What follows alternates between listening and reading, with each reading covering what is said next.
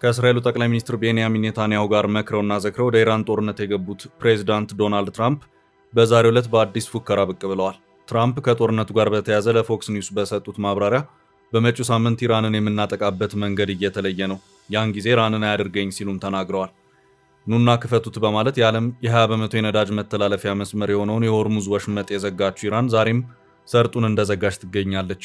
ጥንቅራችን በዚሁ ዙሪያ ያሉትን መረጃዎች አሰባስበው ይዟቸዋል። የትግራዩ እስር ከባድ ውዝግብ አስከትሏል። የቀድሞ የክልሉ ፕሬዝዳንትና የጠቅላይ ሚኒስትሩ አማካሪ ጌታቸው ረዳ እስሩን በተመለከተ ባስተላለፉት መልእክት ቁጣቸውን ገልጸዋል። የህወሓት ሊቀመንበሩ ደብረጽዮን ገብረ ሚካኤል መቀሌን ጥላችሁ አትሹሹ ሲሉ ጥሪ ካቀረቡ በኋላ የክልሉ ተጽዕኖ ፈጣሪ ፖለቲከኛ ድንገተኛ እስር አነጋጋሪ ሆኗል። ዝርዝር መረጃውን ይዘነዋል። ወልቃይትና ራያን ጨምሮ በአማራና በትግራይ ክልላዊ መንግስታት መካከል አከራካሪ ሆነው በቆዩ ግዛቶች በሰሞነኛው መነጋገሪያ የሆነው የፍርድ ቤት የክስ ሂደት የመጨረሻ ውሳኔ በዛሬው ዕለት ተሰጥቷል። የቀድሞ የትግራይ ክልል ጊዜያዊ አስተዳደር ፕሬዝዳንትና የጠቅላይ ሚኒስትሩ አማካሪ ጌታቸው ረዳ እንደዚሁም በአማራ ክልል በኩል የወልቃይት አስተዳዳሪ ኮሎኔል ደመቀ በዛሬው ዕለት በችሎት ተገኝተዋል። ከፍተኛ አመራሮቹ በችሎት ስለተገኙበት ክስተት የምናደርሳችሁ መረጃ ይኖራል። ታዋቂው ኤርትራዊ ካርቱኒስት ከ15 ዓመታት እስር በኋላ መለቀቁ ተሰማ። የኤርትራ መንግስት ከቅርብ ጊዜ ወዲህ እስረኞችን አለፍ እያለ መፍታት ይዟል። በብዕር ስሙ ኮብራ በሚል የሚታወቀው ቢኒያም ምንም አይነት ክስ ሳይመሰረትበት ለ15 ዓመታት ከታሰረ በኋላ መፈታቱ ተሰምቷል። ዘገባውን ይዘናል። የኢራን ጦር በግዙፍ የአሜሪካ የጦር መርከብ ዩኤስኤስ አብርሃም ሊንከን ላይ ጥቃት ማድረሱን ገለጸ። መርከቧ ከጥቃቱ ለማምለጥ ሸሽታለች፣ ፊቷን አዙራ ተመልሳለች ሲልም ገልጿል። ዋሽንግተን ግን ይሄን አጣጥላለች። ለጥቃት የመጣች የጦር ጀልባ ላይ ተኩሰናል ሲል ማዕከላዊ ኮማንድ አስታውቋል። በጉዳዩ የተሰማውን መረጃ አክለናል። በጋሞ አሳዛኝ የተፈጥሮ አደጋ የሟቾች ቁጥር 107 ደርሷል። በደርዘን የሚቆጠሩ ሰዎች አሁንም የደረሱበት አልታወቀም። በሕይወት ያሉ ሰዎችን የማግኘት እድሉ አነስተኛ በመሆኑ የነፍስ አድን ስራው ወደ አስክሬን ፍለጋ ዞሯል። የ3 ቀናት የሐዘን አዋጅም ታውጇል። በዚሁ አሳዛኝ ክስተት የተሰሙ መረጃዎችን እናደርሳለን። በሳምንት 2 የመረጃ ምንጮች እስራኤል በሶማሊላንድ የጦር ሰፈር ልትመሰርት መሆኗን መዘገባቸውን ተከትሎ ሞቃዲሾ መልስ ሰጥታለች። ግዛቴ ለወታደራዊ ጥቃት መሰንዘሪያ ጥቅም ላይ እንዲውል አልፈቅድም ብላለች።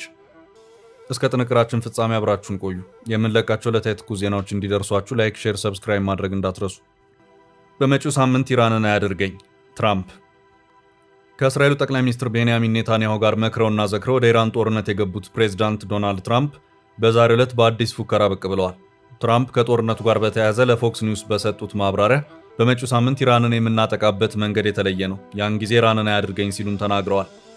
ኑና ክፈቱት በማለት የዓለም የ20 በመቶ የነዳጅ መተላለፊያ መስመር የሆነውን የሆርሙዝ ወሽመጥ የዘጋችው ኢራን ዛሬም ድረስ ሰርጡን እንደዘጋች ትገኛለች። በርካቶች ይህንኑ መስመር አሜሪካና እስራኤል በወሰዱት የተቀናጀ ወታደራዊ እርምጃ ሊያስከፍቱት ይችላሉ ብለው ግምታቸውን ቢያስቀምጡም አልሆነም። በዚህም የዓለም አቀፍ የነዳጅ ድፍድፍ ዋጋ በበርሜል እስከ $120 ተወንጭፎ የነበረ ሲሆን በዛሬው ዕለት ደግሞ ከ$100 ወደ $99 ዝቅ ያለበት ሁኔታ ታይቷል። በዓለም አቀፍ የነዳጅ ዋጋ መናር አጣብቂኝ ውስጥ የገቡት ትራምፕ ከዩክሬን ጦርነት ጋር በተያያዘ የነዳጅ ማዕቀብ ውስጥ የነበረችው ሩሲያ ነዳጇን ለሽያጭ እንድታቀርብ ጊዜያዊ ፍቃድ የሰጡ መሆኑ የሚታወስ ነው። በርካቶች አሁን ላለው የነዳጅ ዋጋ ንረት ወሳኙ ዘለቄታዊ መፍትሄ ኢራን የዘጋችውን የሆርሙዝ ወሽመጥ እንድትከፍት ማድረግ ነው እያሉ ሲሆን አሁን የተሰማው የትራምፕ ዛቻ ምናልባትም የአሜሪካና የእስራኤል ኦፕሬሽኑ ይህንኑ ወሽመጥ ለማስከፈት ከባድ ፍልሚያ ለማድረግ አስብ ይሆናል የሚል ከፍ ያለ ግምትን አሳድሯል። ይህም ሆነ ግን መጪው ሳምንት ላይ ከባድ ፍልሚያ የሚካሄድ መሆኑን ትራምፕ ግልጽ ፍንጭ ሰጥተዋል። ይህ በእንዲህ እንዳለ የቀድሞ የኢራን ጠቅላይ መንፈሳዊ መሪ አያቶላህ ኾሜኒን በመተካት በጠቅላይ መንፈሳዊ መሪነት የተሾመውና የኻሜኒ ሁለተኛ ልጅ የሆነው ሙጅታባ ኻሜኒ በአካል መታየት ያለመቻሉ ጉዳይ አሁንም ማነጋገሩን እንደቀጠለ ይገኛል። ሙጅታባ ኻሜኒ ዛሬም ድረስ አነጋጋሪ ሆኖ እንዲቀጥል ያደረገው መመረጡ ከተነገረ ጊዜ ጀምሮ በአካል አለመታየቱ ነው።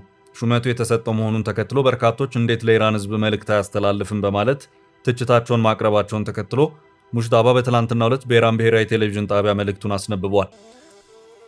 ይሁንና ቢያንስ በተቀረጸ በራሱ ድምፅ እንኳን መልእክቱን ያስተላለፈበት ሁኔታ አለመኖሩ ግን ዛሬም ድረስ በርካቶችን ማነጋገሩ እንደቀጠለ ይገኛል። የሙጅታባ መልእክት ነው በሚል ለኢራን ሕዝብ የተነበበው በአንባቢ አማካይነት እንጂ በሱ ድምፅ አልነበረም። ሙጅታባ አባቱ አያቶላህ ኻሜኒ በተገደሉበት ወቅት እሱም ጭምር እንደቆሰለ ከኢራን ባለስልጣናት በኩል የወጡት መረጃዎች ፍንጭ ሰጥተዋል። በቆጵሮስ የኢራን አምባሳደር አሊሬዛ ሳላሪን ለጋርዲያን ጋዜጣ እግራቸው፣ እጃቸውና ክንዳቸው መጎዳቱን ሰምቻለሁ፣ በጉዳት ምክንያት ሆስፒታል ስለገቡ ንግግር ማድረግ ምቾት የሚሰጣቸው አይመስለኝም ብለዋል። ፕሬዚዳንት ዶናልድ ትራምፕ ከፎክስ ኒውስ ጋር ባደረጉት ቃለ ምልልስ የኢራን ጠቅላይ መሪ በአሜሪካና እስራኤል ጥቃት ተጎድተዋል ሲሉ ተናግረዋል። ትራምፕ በዚሁ ማብራሪያቸውም ሙጅታባ የተጎዳ ይመስለኛል፣ ግን በሕይወት ሳይተርፍ አልቀረም ሲሉም ማብራሪያቸውን ሰጥተዋል። የእስራኤሉ ጠቅላይ ሚኒስትር ቤንያሚን ኔታንያሁ ሙጅታባ ጤነኛ ከሆነና በሕይወት ካለ ለምን ፊቱን አያሳይም ያሉ ሲሆን የመጀመሪያውን አምባገነን አስወግደናል፣ ሁለተኛው ተተኪ ደግሞ ኢራን አብዮታዊ ዘብ አሻንጉሊት ነው ሲሉም እንዳጣጣሉት የአልአረቢያ ዘገባ አመልክቷል። በዛሬው ዕለት መግለጫ የሰጡት የአሜሪካ መከላከያ ሚኒስትር ፒት ሄግሴት ሙሽታባ በደረሰበት ጉዳት ለሌሎች በሚታይ አይነት አካላዊ ገጽታ ላይ ያለ አይመስለኝም ሲሉም ተናግረዋል። ይህ በእንዲህ እንዳለ በምዕራብ ኢራቅ ውስጥ በደረሰ የአየር ላይ አደጋ አንድ በግዳጅ ላይ ያለና የጦር ጀቶችን በአየር ላይ ያሉ ነዳጅ የሚሞላ ነዳጅ ጫኝ አውሮፕላን የተከሰከሰ መሆኑ የሚታወስ ነው። ከዚሁ ጋር በተያያዘ በዚሁ ኬሲ 135 በተባለ አውሮፕላን ውስጥ ሰዎች የነበሩ መሆኑ የታወቀ ሲሆን አደጋውን ተከትሎ የእነዚሁ ሰዎች ዕጣ ፈንታ ምን ሆነ የሚለውን በተመለከተ የወጣ መረጃ አልነበረም። ሆኖም ዛሬ ከሰዓት በኋላ በወጣው መረጃ መሰረት 4 የአሜሪካ ወታደሮች ሕይወታቸው ማለፉን የአሜሪካ ማዕከላዊ ዕዝ አረጋግጧል። አደጋ የደረሰው ሐሙስ ዕለት ከሰዓት በኋላ ኬሲ 135 የተሰኘች የነዳጅ መሙያ አውሮፕላን ከሌላ አውሮፕላን ጋር በአየር ላይ በፈጠሩት ግጭት መሆኑ ተገልጿል። በአውሮፕላኑ ውስጥ ከነበሩ 6 የቡድን አባላት መካከል 4ቱ መሞታቸው ሲረጋገጥ ቀሪዎቹን ለማዳን ጥረት እየተደረገ ሲሆን ሌላኛው በአደጋው ውስጥ የነበረው አውሮፕላን ግን በሰላም ማረፍ እንደቻለ ከሰዓታት በፊት የወጡት መረጃዎች አመላክተዋል። አደጋ የደረሰው ከጠላት በተሰነዘረ ጥቃት አይደለም፣ እንደዚሁም በወዳጅ ሀገር የአየር ክልል ውስጥ ነውም በማለት የአሜሪካ ማዕከላዊ ዕዝ በኤክስ ገጹ ባጋራው መልእክቱ አስታውቋል። ወደ ቀጣይ መረጃ አለፍን። የጠቅላይ አማካሪ ቁጣ የትግራዩ እስር ከባድ ውዝግብ አስከትሏል። የሳልሳይ ወያነ ትግራይ ሳወት ፓርቲ አባልና የፖለቲካ ይዘት አዘጋጅ የሆነው ሸዊት ውዳሴ ዛሬ መጋቢት 4 ቀን 2018 ዓ.ም በግምት ረፋድ 5 ሰዓት ተኩል ላይ በመቀለ ከተማ በጸጥታ ኃይሎች ተይዟል። ይህ እስርም ሮማናት ኦንላይን በተሰኘው ፖድካስቱ ላይ ከሚያቀርባቸው ትችት አዘል የፖለቲካ ትንታኔዎች ጋር የተያያዘ መሆኑ ተገልጿል። የፖለቲከኛውና የይዘት አዘጋጁ ሸዊት ውዳሴ እስር መቀለን ጥላችሁ አትሽሹ ከሚለው የህወሓት ሊቀመንበሩ መልእክት ጋር ተያይዞ በማህበራዊ ትስስር ገጾች ተቃውሞ እየተሰማበት ይገኛል። የህወሓት ሊቀመንበር ዶክተር ደብረጽዮን ገብረ ሚካኤል ከሳምንታት በፊት በመቀለ ከተማ በተካሄደ ህዝባዊ ሰልፍ ላይ ባደረጉት ንግግር በትግራይ ወጣቶችና በፌዴራል መንግስቱ መካከል ያለው ግንኙነት ወደ ከፋ ደረጃ መሸጋገሩን የሚያመለክት መልእክት ማስተላለፋቸው ይታወሳል።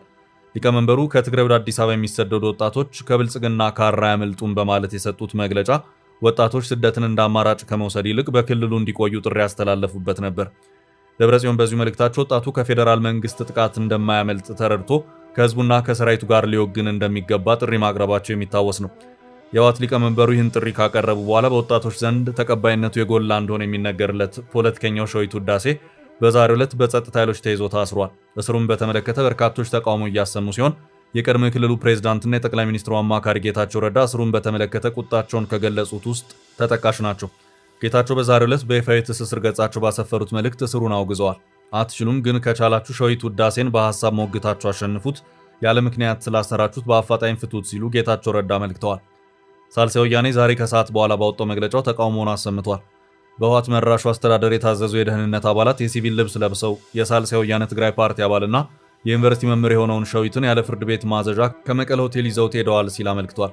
በአፋጣኝ ከእስር እንዲለቀቅ ሲል ፓርቲው ጥሪውን አቅርቧል። በቀጣይ መረጃ ኮሎኔል ደመቀና ጌታቸው ረዳ በፍርድ ቤቱ። ወልቃይትና ራያን ጨምሮ በአማራና በትግራይ ክልላዊ መንግስታት መካከል አከራካሪ ሆነው በቆዩት ግዛቶች በሰሞነኛው መነጋገሪያ ሆኖ በቆየው የፍርድ ቤት የክስ ሂደት የመጨረሻ ውሳኔ በዛሬው ዕለት ተሰጥቷል። ምርጫ ቦርድ በሁለቱ ክልሎች መካከል አወዛጋቢ በሆኑ 5 የምርጫ ክልሎች ከትግራይና ከአማራ ክልል ውጭ ሆነው በቀጥታ የተወካዮች ምክር ቤት እጩዎች ምርጫ እንዲካሄድባቸው ውሳኔ ያስተላለፈው ሰኞ የካቲት 16 2018 ዓ.ም ነበር። ይህንንም ተከትሎ በአቶ ጌታቸው ረዳ የሚመራው ዴሞክራሲያዊ ስምረት ፓርቲ ባቀረበው አቤቱታ የፌዴራል ከፍተኛ ፍርድ ቤት ሐሙስ የካቲት 19 2018 ዓ.ም በውሳኔው ላይ እግድ ጥሎ ቆይቷል። ይህን እግድም በይፋ ማንሳቱን ፓርቲው ከትላንት በስቲያ በይፋ መግለጫ ማሳወቁም ይታወቃል። የወልቃይት ጠገዴ አማራ የማንነትና ወሰን አስመላሽ ኮሚቴን ጨምሮ በአማራ ክልል በኩል በክስ ሂደቱ ጣልቃ የገቡት አካላት ስምረት ፓርቲ ክሱን ያቀረበው በሊቀመንበሩ አቶ ጌታቸው ረዳ በኩል ክሱን ያነሳው ግን በጠበቃው በኩል ነው በማለት ተቃውሞ ማሰማታቸው ተዘግቧል። እንዲሁም በክሱ ሂደት ላልተገባ ወጪ ተዳርገናል፣ ይህም በከሳሽ ይሸፈን የሚል አቤቱታ ማቅረባቸውና ውሳኔ ስለመስጠትም ለዛሬ አርብ መጋቢት 4 ቀን ቀጠሮ መሰጠቱ ተገልጿል። በቀጠሮ መሰረት በዛሬው ዕለት የዋለው ችሎትም በጉዳዩ ላይ ብይን መስጠቱን የወልቃይት ጠገዴ አማራ ማንነትና ወሰን አስመላሽ ኮሚቴ ጠበቃ ቴዎድሮስ ታደሰ አመልክተዋል። በዛሬው ችሎትም አመልካች አቶ ጌታቸው ረዳ በአካል በችሎት ቀርበው ክስ የማንሳት አቤቱታ የራሳቸው መሆኑን ለችሎቱ አረጋግጠዋል። የተከበረው ፍርድ ቤትም የአመልካችን ማረጋገጫና የጣልቃ ገብ አመልካቾች የአመልካች ክስ ማንሳት ሙሉ ለሙሉ ተቀብለዋል ሲሉ ጠበቃው አብራርተዋል። በዚህም ቀደም ሲል በአማራና ትግራይ ክልሎች አወዛጋቢ ናቸው በተባሉ 5 የምርጫ ክልሎች ምርጫ እንዳይደረግ ሰጥቶት የነበረውን እግድ አንስቷል። ወጪና ኪሳራን በተመለከተ ሁሉም ወገኖች እንዲቻቻሉ በመወሰን መዝገቡ ተዘግቷል ሲሉ ጠበቃው አክለው ገልጸዋል።